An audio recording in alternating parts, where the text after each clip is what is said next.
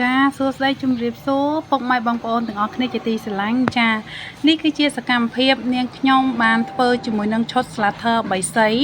ពីបុរាណយើងមកចាអញ្ចឹង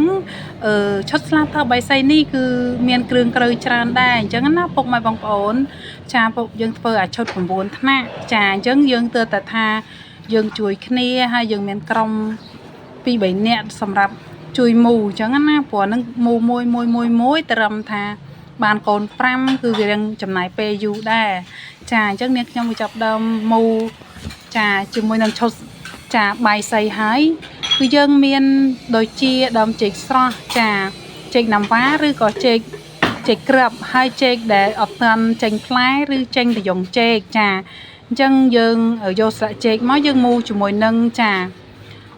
ផ្កាម្លិះជឿចាមួយអញ្ចឹងណាបន្ទាប់មកយើងក៏មានមួយក្រុមទៀតហ្នឹងសម្រាប់កាប់ដើមចេកត្រឹមឲ្យស្មើគ្នាដើម្បីយើងវាស់ទំហំឲ្យ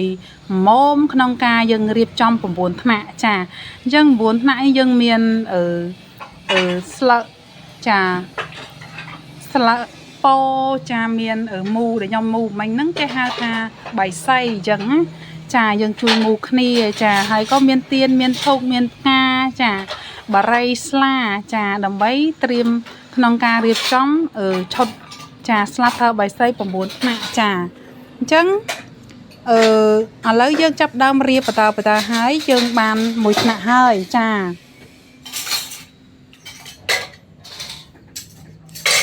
ហើយឥឡូវនេះគឺចាប់ដើមចាគូទី1ចាយើងចាប់ដើមរៀបបាន2ថ្នាក់ហើយយើងត្រៀមតែមួយគូទេហើយនឹងឈុតស្លាធើបាយសីមួយគូចាអញ្ចឹងបន្តិចទៀតនឹងចាហើយបងប្អូនចាអញ្ចឹងយើងពេលយើងខ្ញុំថតរៀងកាត់ដែរចាយើងមូចាយើងមូវាមានកូន100កូនឯណោះចាអញ្ចឹងវាចំណាយពេលដែរណាពុកម៉ែបងប្អូនចាអញ្ចឹងមួយថ្ងៃវាអាចធ្វើបាន